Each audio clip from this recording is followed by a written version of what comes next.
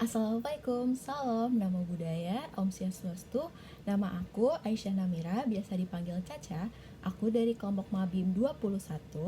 Jadi hari ini aku akan menjelaskan bagaimana insight dari wawancara yang telah aku lakukan bersama senior dan juga teman-teman satu angkatan.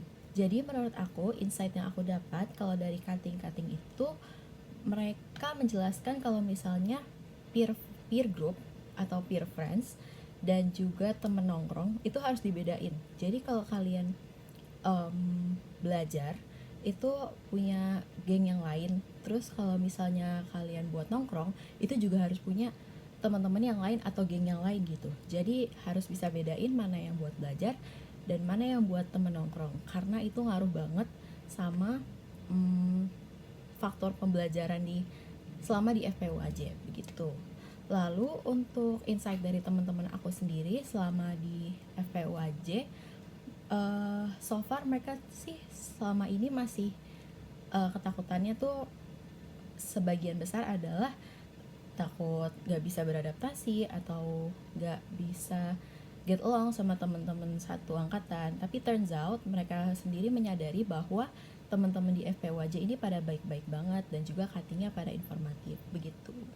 Terus selanjutnya tips and trick yang dibagikan oleh cutting-cutting yang telah aku wawancara adalah yang pertama, harus pinter-pinter bagi waktu, terlebih karena di FPUAJ ini tugasnya banyak banget dan banyak kerkomnya.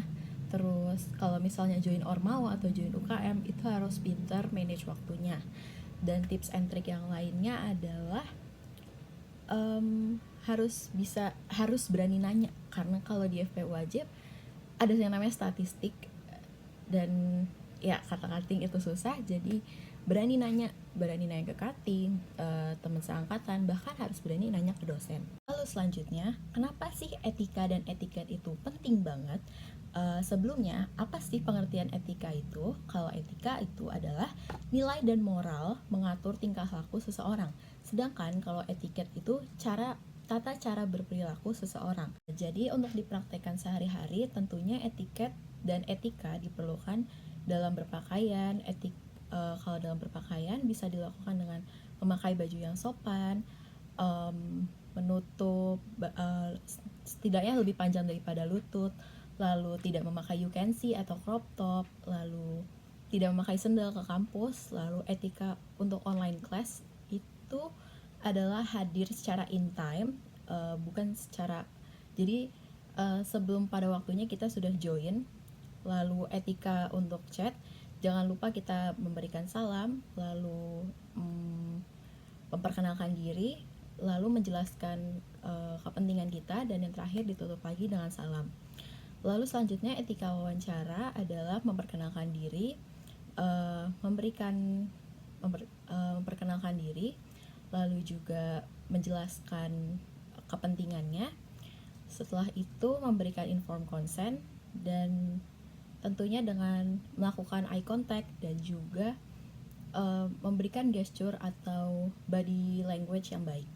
Lalu selanjutnya plagiarisme dan orisinalitas adalah dimana kita harus melakukan suatu karya pure dari hasil kita sendiri tanpa mengambil atau membajak karya orang lain gitu. Sekian dari yang sudah aku jelaskan. Selamat pagi, siang, sore, dan malam teman-teman semuanya. Dadah.